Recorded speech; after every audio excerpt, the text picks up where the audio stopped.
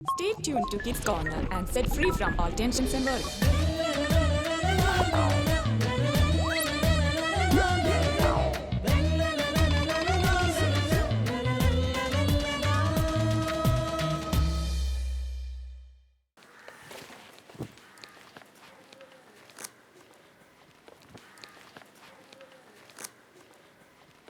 നിന്റെ മുഖം എന്താ വല്ലാണ്ടിരിക്കണം?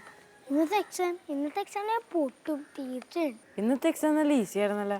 ഞാൻ പഠിച്ചു പോകാൻ തന്നെ വന്നു, പക്ഷെ എല്ലാം മറന്നു, ഒന്നും ഓർക്കാൻ പറ്റിയില്ല. നിനക്ക് ആ ടെക്നിക്ക് അറിയില്ലേ? എന്ത് ടെക്നിക്ക്? എനിക്ക് എൻ്റെ അമ്മാമ്മ പറഞ്ഞാ, നീ പഠിക്കാതിരിക്കുമ്പോഴും ക്വസ്റ്റ്യൻ പേപ്പർ ആയി കിട്ടുമ്പോഴും നീ പരിശുദ്ധാത്മാവിനോട് പ്രാർത്ഥിക്കുക. തക്ക സമയത്തിന് തന്നെ നിനക്ക് ഓർമ്മ കിട്ടും. ഷേടാ, ഈ ഐഡിയ എനിക്കൊന്ന് നേരത്തെ പറഞ്ഞിട്ടായിരുന്നില്ല.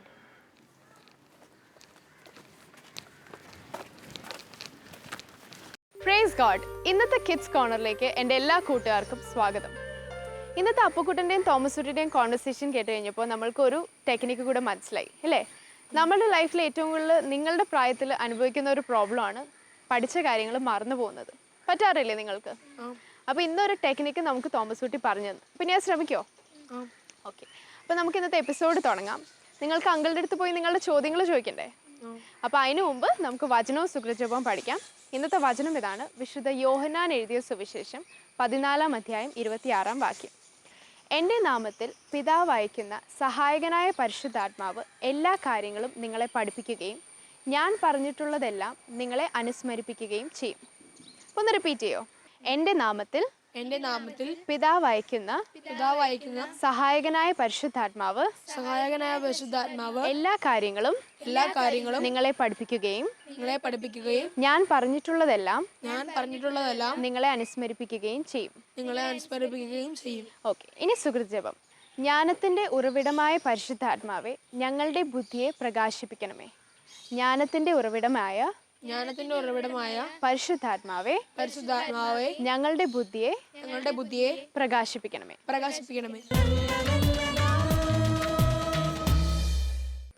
അങ്കിളെ, ഈ പരിശുദ്ധാത്മാവ് ആരാണ്? പരിശുദ്ധാത്മാവ് സഹായകനാണ്, ത്രിത്വൈക ദൈവത്തിൽ മൂന്നാമനാണ് അല്ലേ? പിതാവും പുത്രനും പരിശുദ്ധാത്മാവും നമ്മൾ എല്ലാ ദിവസവും പ്രാർത്ഥിക്കുന്നതാണ്. അപ്പോൾ ഇതിലൊക്കെ നമുക്കറിയാം പരിശുദ്ധാത്മാവ് ആരാണ്. ഇതൊക്കെ നിങ്ങൾക്ക് അറിയാവുന്ന കാര്യമാണ് അല്ലേ?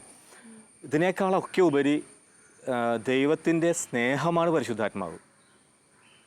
അതായത് റോമ 5:5 പറയുന്നുണ്ട്, നിങ്ങൾക്ക് നൽകപ്പെട്ടിരിക്കുന്ന പരിശുദ്ധാത്മാവിലൂടെ ദൈവത്തിൻ്റെ സ്നേഹം നിങ്ങളുടെ ഹൃദയത്തിലേക്ക് ചൊരിയപ്പെട്ടിരിക്കുന്നു. അതായത് പരിശുദ്ധാത്മാവിലൂടെയാണ് ദൈവത്തിൻ്റെ സ്നേഹം നമ്മുടെ ഹൃദയത്തിലേക്ക് സമൃദ്ധമായി ചൊരിയപ്പെട്ടിരിക്കുന്നത്. അപ്പോൾ ദൈവത്തിൻ്റെ സ്നേഹമാണ് പരിശുദ്ധാത്മാവ്. പൗലോസ്ലീഹയുടെ ലേഖനത്തിൽ പൗലോസ്ലീഹ 1-2 കാര്യങ്ങൾ പരിശുദ്ധാത്മാവിനെ കുറിച്ച് പറയുന്നുണ്ട്. അത് ഒന്നിതാണ് ആദ്യഫലം. അത് റോമ 8:23 ഈ ആദ്യഫലം. പരിശുദ്ധാത്മാവ് ഒരു ആദ്യ ഫലമാണെന്ന്, ദൈവം നൽകുന്ന ആദ്യ ഫലമാണ് പരിശുദ്ധാത്മാവ് എന്നുള്ളൊരു വാക്യം പൗലോസ്ലീഹ പറയുന്നുണ്ട്. എന്താണ് ഈ ആദ്യഫലം? നിങ്ങൾക്കറിയോ ആദ്യഫലം എന്താണെന്ന്? മനസ്സിലായില്ലേ? ഈ പഴയ നിയമത്തിലൊക്കെ കാണാൻ സാധിക്കും, നമ്മൾ കൃഷിയൊക്കെ ചെയ്ത് വിളവെടുപ്പിൻ്റെ സമയത്ത് ആദ്യമായി ഉണ്ടാകുന്ന ഫലം നമ്മൾ ദൈവത്തിന് കൊണ്ടേ കൊടുക്കും. പഴയ നിയമത്തിലേക്ക് അങ്ങനെ കൊണ്ടേ കൊടുക്കാറുണ്ട്. ഇന്നും പല കുടുംബങ്ങളിലും എന്തെങ്കിലും നമ്മൾ വീട്ടിൽ നട്ടു വളർത്തി ആദ്യമായി ഉണ്ടാകുന്ന ഫലം നമ്മൾ ദൈവത്തിന് കൊണ്ടേ കൊടുക്കും. പള്ളിയിൽ കൊണ്ട് നേർച്ചയായി കൊടുക്കും. വാഴ കൃഷിയൊക്കെ നട്ട് ആദ്യമായി ഒരു വാഴക്കൊല ഉണ്ടായിക്കഴിഞ്ഞാൽ അത് വെട്ടി നമ്മൾ ആദ്യമായി ഉണ്ടാകുന്ന വാഴക്കൊല ദൈവത്തിന് കൊണ്ടേ കൊടുക്കും. ഇതിൻ്റെ അർത്ഥം എന്താണ്? എന്തിനാണ് ഈ ഇങ്ങനെ ഒരു ആദ്യ ഫലം നമ്മൾ പള്ളിയിൽ കൊണ്ടേ അല്ലെങ്കിൽ ദൈവത്തിന് കൊണ്ടേ കൊടുക്കുന്നത്? എന്തിനാ അറിയോ? ഇല്ല. ഈ കാണുന്നതെല്ലാം, ഈ വാഴത്തോപ്പും ഈ വാഴക്കൊല, ഇനി ഉണ്ടാകാൻ പോകുന്ന സമൃദ്ധിയും ഈ വിളവെടുപ്പും എല്ലാം ദൈവത്തിൻ്റെ കൃപയാൽ എനിക്ക് ലഭിച്ചിരിക്കുകയാണ്. ദൈവത്തിൻ്റെ സ്വന്തമാണ് ഇതെല്ലാം എന്നുള്ളതിൻ്റെ ഒരു സൂചനയാണ്. ഈ നമ്മൾ അതിൻ്റെ ഒരു പ്രത്യുത്തരമായിട്ടാണ് ഇതുകൊണ്ട് ആദ്യമായി നമുക്ക് കൊടുക്കുന്നത്. എല്ലാം ദൈവത്തിൻ്റെ സ്വന്തമാണ്. അപ്പോൾ പരിശുദ്ധാത്മാവിനെ ആദ്യഫലമായി നമുക്ക് തരിക എന്ന് പറഞ്ഞാൽ അവിടെ ഒന്ന് സ്ഥാനം തിരികണം. അതായത് ദൈവം ആദ്യഫലമായി നമുക്ക് തരികയാണ് പരിശുദ്ധാത്മാവിനെ. അതിൻ്റെ അർത്ഥം ദൈവത്തിൻ്റെ എല്ലാം നമുക്ക് സ്വന്തമാണ്. ദൈവത്തിൻ്റെ എല്ലാ സ്നേഹവും, സ്വർഗം മുഴുവനും, എല്ലാ കൃപകളും എല്ലാം എനിക്ക് സ്വന്തമാണെന്നുള്ളതിൻ്റെ വലിയ ഒരു ഇതാണ് ദൈവം ആദ്യഫലമായി പരിശുദ്ധാത്മാവിനെ നമുക്ക് തരുന്നതിലൂടെ നമ്മൾ മനസ്സിലാക്കേണ്ടത്. അപ്പം അത്രമാത്രം ദൈവം നമുക്ക് സ്വന്തമായിട്ട് ദൈവത്തിൻ്റെ എല്ലാം തരികയാണ് നമുക്ക്. മറ്റൊരു ഇതാണ് അച്ചാരം എന്നുള്ളൊരു വാക്ക്, പരിശുദ്ധാത്മാവ്. അതായത് 2 കൊറിന്തോസ് 1:22 2 കൊറിന്തോസ് 5:5 ഈ അച്ചാരത്തെക്കുറിച്ച് പറയുന്നുണ്ട്.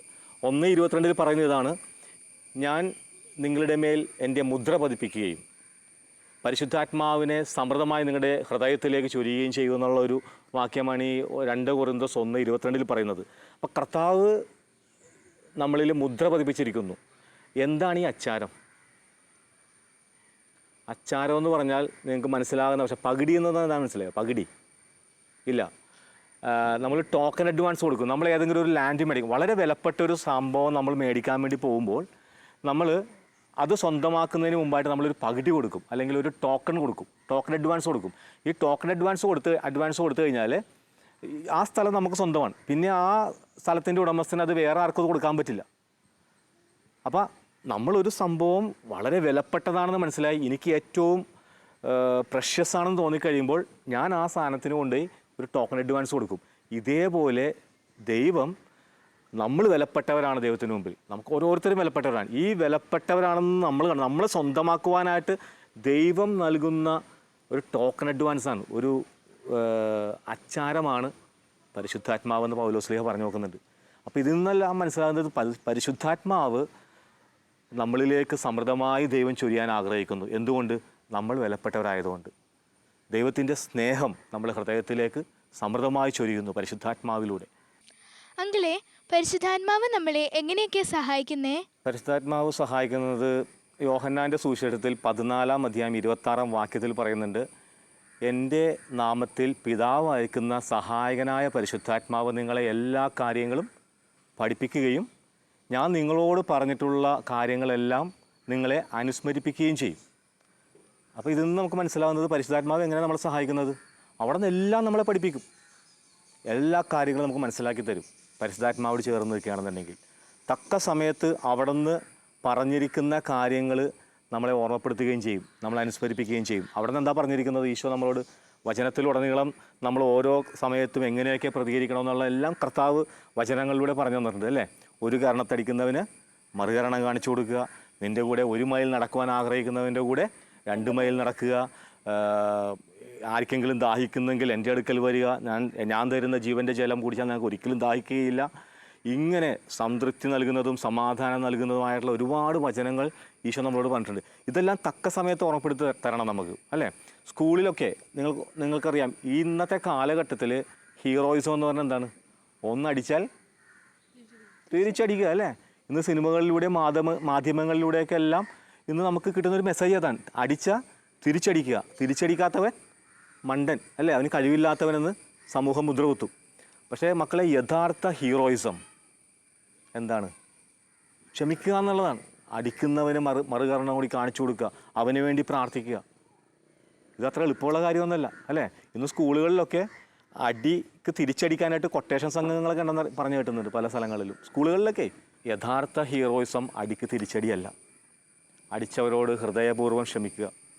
അതുകൊണ്ടല്ലേ നമുക്ക് വചനങ്ങളിലൂടെയും നമ്മുടെ പുറകിലോട്ടൊക്കെ ചിന്തിച്ച് നോക്കിക്കഴിഞ്ഞാൽ നമുക്ക് ഓർമ്മപ്പെടുത്താൻ സാധിക്കും, എത്രയോ മക്കൾ പരിശുദ്ധാത്മാവിനോട് ചേർന്ന് തന്നെ വേദനിപ്പിച്ചവരോട് ക്ഷമിച്ചിരിക്കുന്നു.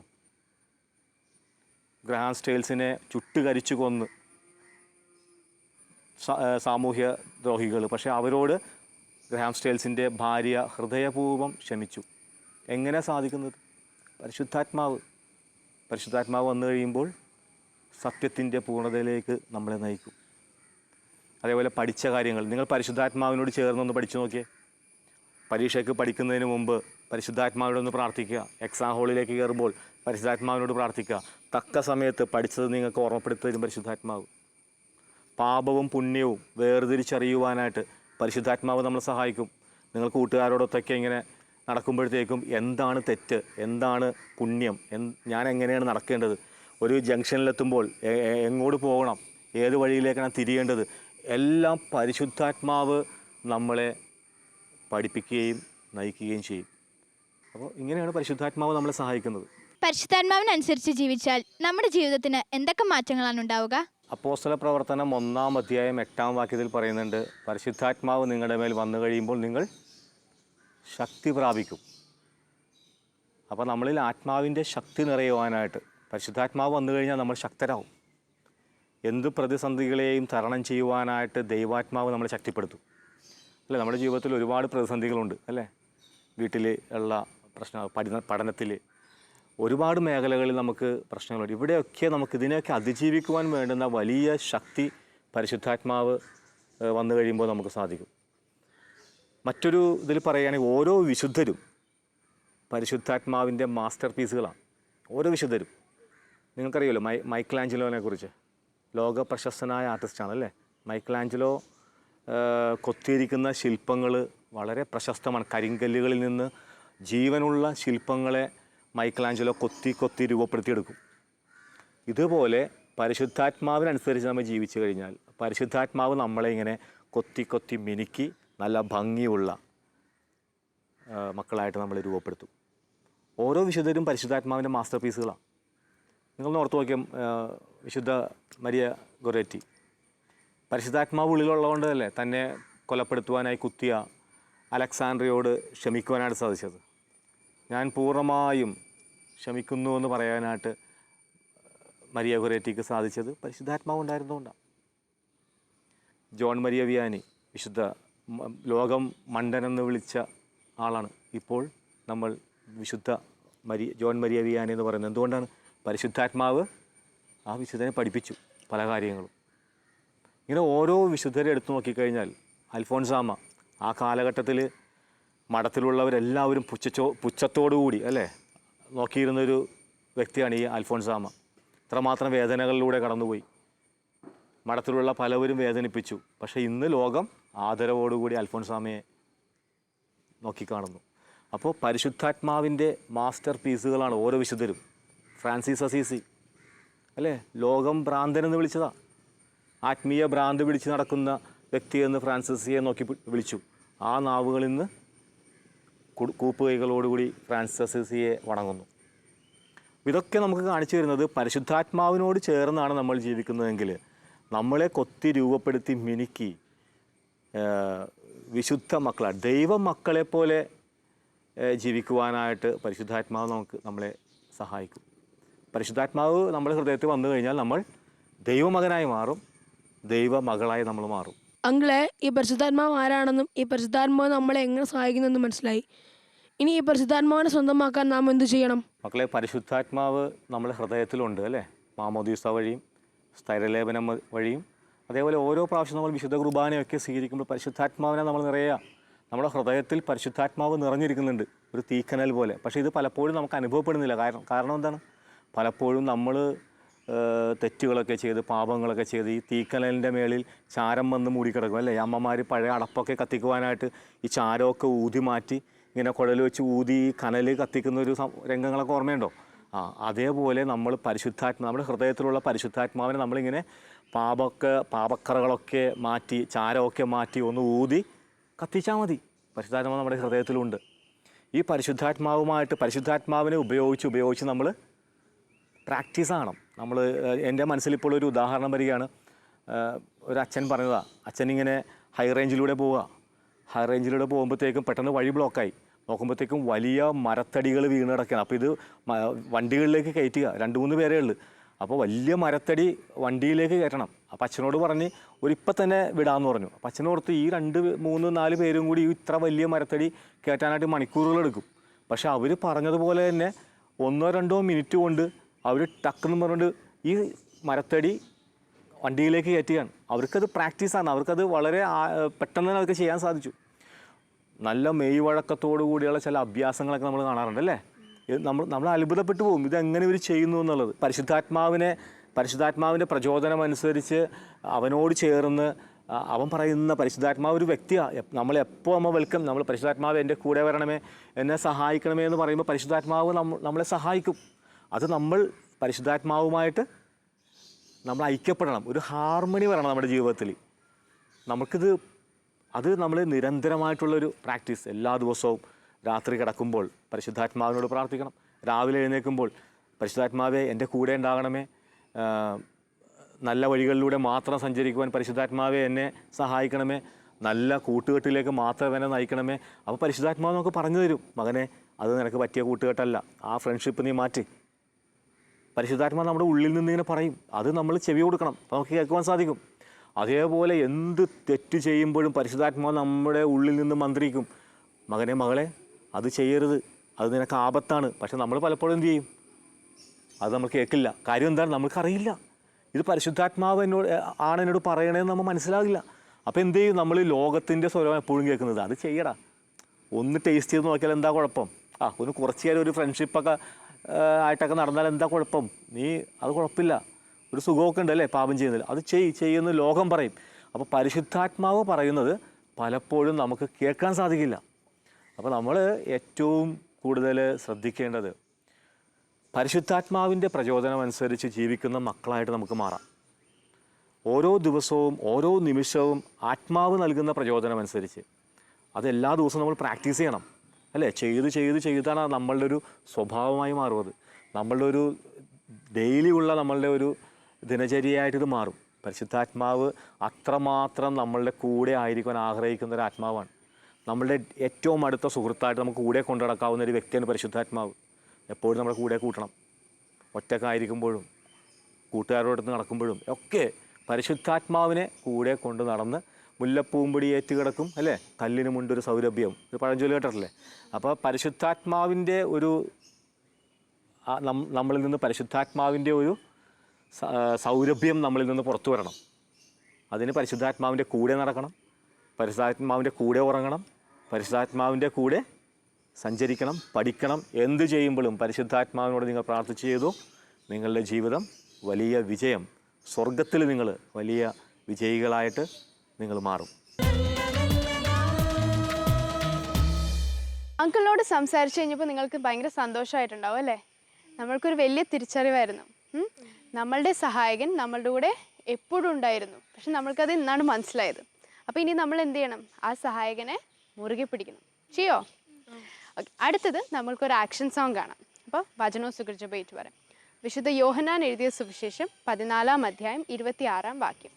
എൻ്റെ നാമത്തിൽ പിതാവ് അയക്കുന്ന സഹായകനായ പരിശുദ്ധാത്മാവ് എല്ലാ കാര്യങ്ങളും നിങ്ങളെ പഠിപ്പിക്കുകയും ഞാൻ നിങ്ങളോട് പറഞ്ഞിട്ടുള്ളതെല്ലാം നിങ്ങളെ അനുസ്മരിപ്പിക്കുകയും ചെയ്യും. ഇനി സുകൃജപം. ജ്ഞാനത്തിന്റെ ഉറവിടമായ പരിശുദ്ധാത്മാവേ ഞങ്ങളുടെ ബുദ്ധിയെ പ്രകാശിപ്പിക്കണമേ. ഓക്കെ.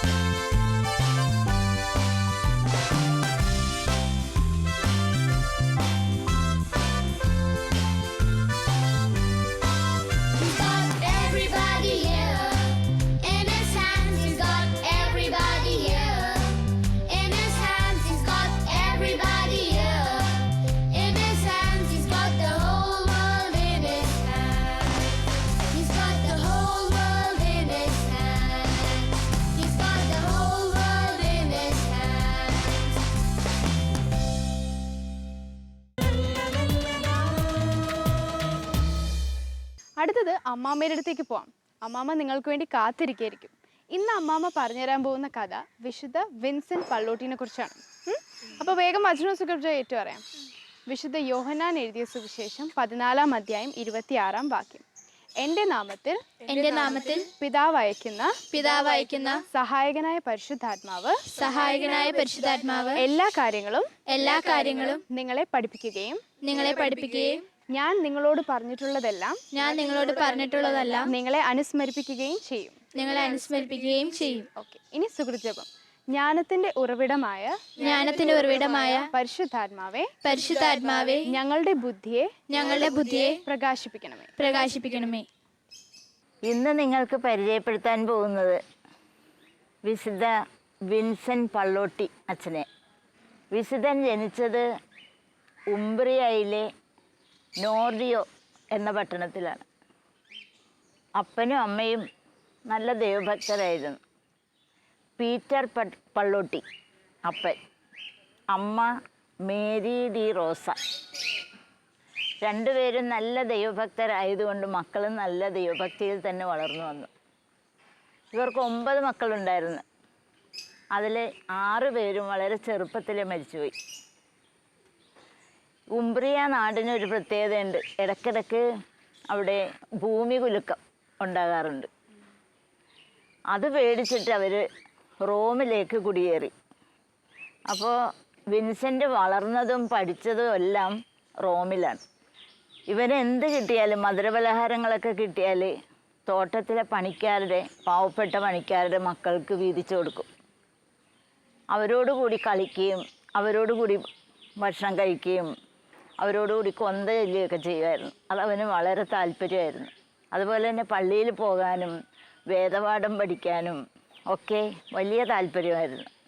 ഇവൻ എല്ലാവരെയും ഇങ്ങനെ സ്നേഹിച്ച് നല്ലൊരു കുട്ടിയായിട്ടാണ് വളർന്നു വന്നത്. അതിന് കാരണം മാതാവിനോട് വലിയ ഭക്തിയായിരുന്നു. മാതാവിൻ്റെ അടുത്ത് മുട്ടുകുത്തി പ്രാർത്ഥിക്കുമായിരുന്നു, എൻ്റെ അമ്മേ, എന്നെ ഒരു നല്ല കുട്ടിയാക്കണമേ എന്ന്. അതുപോലെ തന്നെ നല്ല കുട്ടിയായിട്ടാണ് വളർന്നത്. പ്രത്യേകിച്ച് മാതാവിനോടുള്ള ഭക്തി മൂലം മാതാവിൻ്റെ എന്തെങ്കിലും വിശേഷ ദിവസങ്ങളൊക്കെ ഉണ്ടെങ്കിൽ തലേ ദിവസം തന്നെ ഇവൻ ഉപവസിച്ച് പ്രാർത്ഥിച്ച് അതിനൊരുങ്ങും. തന്നെയല്ല, അന്നത്തെ ദിവസം അവന് ഭയങ്കര സന്തോഷമായിരിക്കും. ഈ കൂട്ടുകാരുമായിട്ടാണ് ഇവൻ്റെ സന്തോഷം മുഴുവൻ പങ്കുവെച്ചിട്ടുണ്ടിരുന്നത്. അപ്പോൾ കുടുംബത്തിലെ മാലാഖയായിരുന്നു ഇവൻ. അതുപോലെ തന്നെ ലോകത്തിനൊരു പ്രകാശവും പരത്തിക്കൊണ്ടാണ് ജീവിച്ചത്. ഒരിക്കൽ ഇവൻ വളരെ ചെറുതായിരിക്കുമ്പോൾ പഠിക്കാൻ അത്ര വലിയ സമർത്ഥനൊന്നും ആയിരുന്നില്ല. അപ്പോൾ അമ്മ പറഞ്ഞ്, മോനെ, നിനക്ക് പഠിക്കാനായിട്ട് ഇത്തിരി ബുദ്ധിമുട്ടുണ്ടല്ലേ, നീ ഒരു കാര്യം ചെയ്യ്, പരിശുദ്ധാത്മാവിനോട് നൊവേന ചൊല്ലി പ്രാർത്ഥിക്ക്. പരിശുദ്ധാത്മാവിൻ്റെ നൊവേന ചൊല്ലി പ്രാർത്ഥിക്ക്. നിൻ്റെ ബുദ്ധിക്ക് പ്രകാശം കിട്ടും, നീ പഠിച്ചതൊക്കെ ഓർമ്മ വെച്ച് എഴുതാൻ പറ്റും, അപ്പം നന്നായിട്ട് മാർക്ക് മേടിച്ച് പാസ്സാകാൻ പറ്റും. അവൻ നല്ല അനുസരണയും ക്ഷമയും സ്നേഹമുള്ള മകനായതുകൊണ്ട് അമ്മ പറഞ്ഞത് അതേപടി അനുസരിച്ച്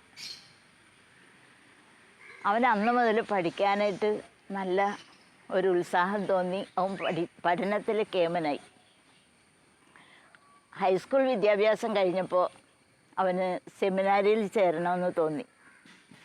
സെമിനാരിയിൽ ചേർന്ന്, സെമിനാരിയിൽ ഒത്തിരി പഠിക്കാനുണ്ടാവുമല്ലോ, അവിടെ പഠിച്ച് നല്ല മിടുക്കനായിട്ട് പഠിച്ചു വരികയാണ്.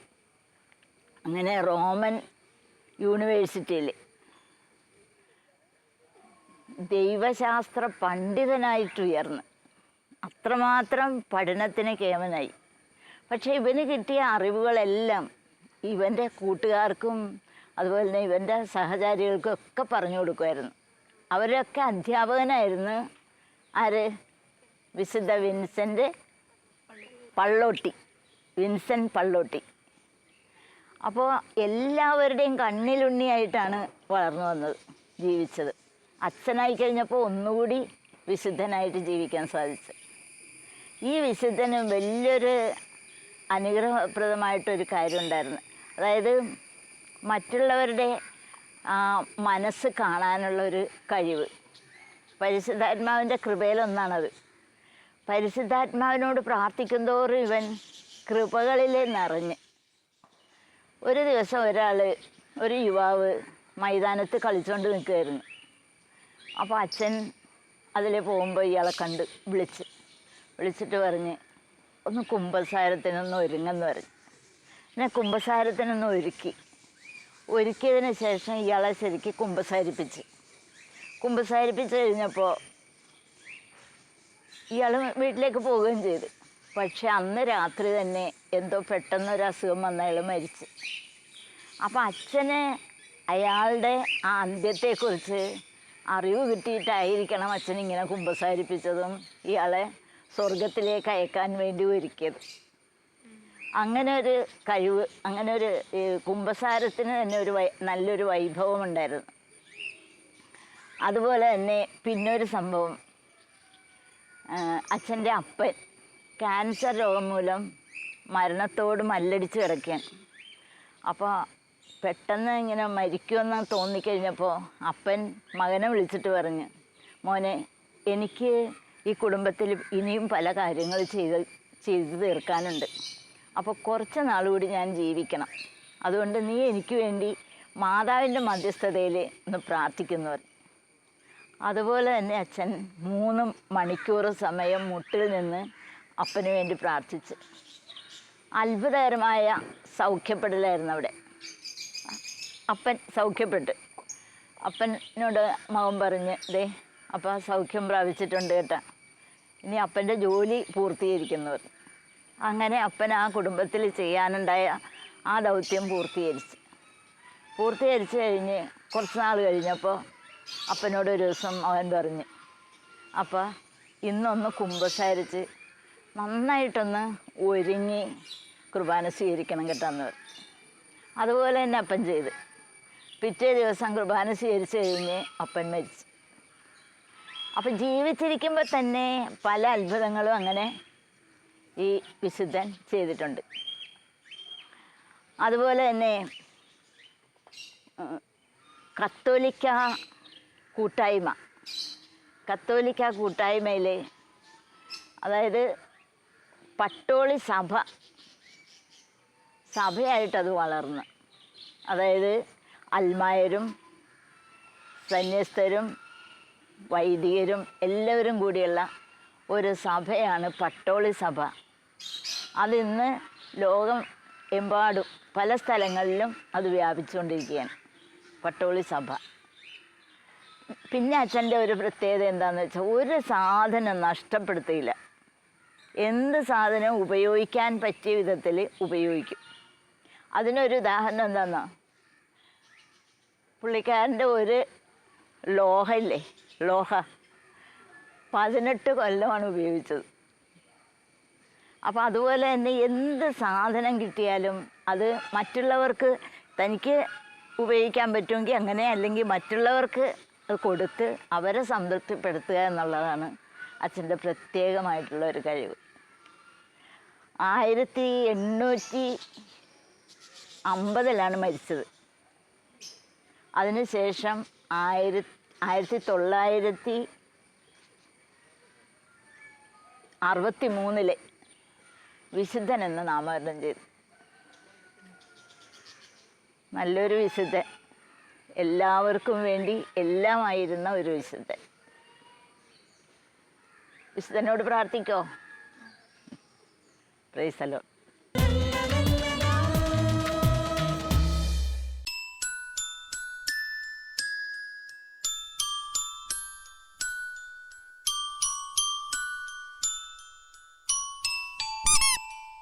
കഴിഞ്ഞ ആഴ്ച കണ്ട വിഷ്വൽ ഓർമ്മയുണ്ടോ? ഒരു ബുക്ക് തട്ടിപ്പറിച്ചു കൊണ്ടുപോകുന്നത് അല്ലേ? നമ്മൾ പല വീടുകളിലും കണ്ടിട്ടുള്ള ഒരു കാര്യമാണ് അനിയന്മാർ അല്ലെങ്കിൽ അനിയത്തിമാരുടെ കയ്യിൽ നിന്ന് സാധനങ്ങൾ തട്ടിപ്പറിച്ചു കൊണ്ടുപോകുന്നത്. അപ്പോൾ ഇന്ന് കണ്ട വിഷ്വൽ നിങ്ങൾക്കൊരു മാതൃകയായിരുന്നില്ലേ? അപ്പോൾ ഇനി നിങ്ങളും അങ്ങനെ ചെയ്യോ? Okay, good. കൂടാതെ ഇന്നത്തെ എപ്പിസോഡിൻ്റെ ആദ്യം നമ്മളൊരു കാര്യം പറഞ്ഞിരുന്നു, തോമസ് കുട്ടി പറഞ്ഞു തന്ന ഒരു ടെക്നിക്ക്. അപ്പം നിങ്ങൾ ഇനി അടുത്ത പ്രാവശ്യം എക്സാമിന് അത് ചെയ്യണം. ഓക്കെ, മറക്കോ? ഓക്കെ, അപ്പോൾ ഇന്നത്തെ എപ്പിസോഡ് ഇവിടെ കഴിഞ്ഞു. നിങ്ങൾ കുറേ കാര്യങ്ങളും പഠിച്ചു. അപ്പോൾ നമുക്ക് ഒന്നും കൂടെ വചനവും സുകൃതവും ഏറ്റു പറഞ്ഞിട്ട് അവസാനിപ്പിക്കാം. വിശുദ്ധ യോഹന്നാൻ എഴുതിയ സുവിശേഷം 14-ാം അധ്യായം 26-ാം വാക്യം. എൻ്റെ നാമത്തിൽ പിതാവ് അയക്കുന്ന സഹായകനായ പരിശുദ്ധാത്മാവ് എല്ലാ കാര്യങ്ങളും നിങ്ങളെ പഠിപ്പിക്കുകയും ഞാൻ നിങ്ങളോട് പറഞ്ഞിട്ടുള്ളതെല്ലാം നിങ്ങളെ അനുസ്മരിപ്പിക്കുകയും ചെയ്യും. ഇനി സുഖജപം. ജ്ഞാനത്തിന്റെ ഉറവിടമായ പരിശുദ്ധാത്മാവേ ഞങ്ങളുടെ ബുദ്ധിയെ പ്രകാശിപ്പിക്കണമേ. അപ്പോൾ ഇനി നെക്സ്റ്റ് വീക്ക് കാണാം. അതുവരേക്കും ബൈ.